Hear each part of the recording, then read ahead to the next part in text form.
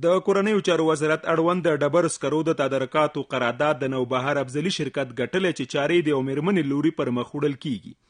د کورنیو چارو وزارت وایي په سوداګرۍ او پانګونې برخه کې د مېرمنو د ونډې زیاتېدو په موخه د آزاد سیالۍ له لارې دغه تړون کړی دی. تېره ورځ یوې افغانې مېرمنې د کورنیو چارو وزارت مربوط یو 3 میاشتنی د ډبرو سکرو او همدارنګه 2 نور قراردادونه چې د موبایل د کریډټ کارتونو څخه عبارت دي د ازادي داوطلبۍ له لارې ترلاسه کړل. ډاکټر عزیزه افضلي چې دغه تړون یې ګټلی وایي د قرارداد پروسه شفافه او 50 شرکتونو ترمنځ توانېدلې چې دغه تړون ترلاسه کړي.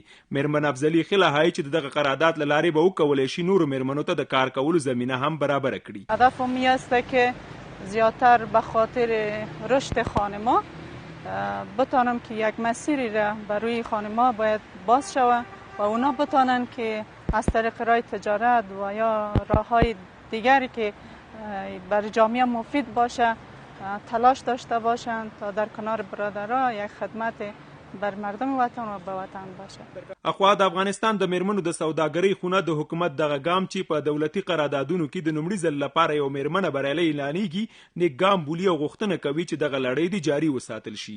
حالا خانم افضلیه در شرایط فعلی که مردم فریادشان برآمده جنده به بالا میکنند که مثلا برای خانم‌ها کار نیست، یعنی سعی کنید شما چقدر یک حجم کلان قرارداد گرفتن.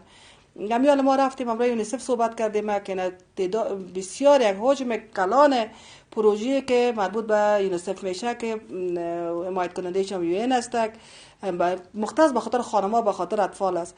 خانم‌هایی که سر پای خود استاد باشن ظرفیت کاری را داشته باشن خب معلوم دار است وقتی که بر از اومده برای داده میشه به شرط که خودشان هم خود تکان بدن. د نوبهار افضلي شرکت چې په 1490 لمریز کال کې جوړ شوی تر دې وړاندې هم ګڼ شمېر دولتي پروژې پر مخ وړي دي. عام باور دا دی چې یو مېرمنې ته د حکومت له لوري قرارداد ورکړې سره به ګڼې هغه مېرمنې چې اوس په کور ناستې دي دې ته وهڅول شي چې راشي او خپلو چارو ته دوام ورکړي.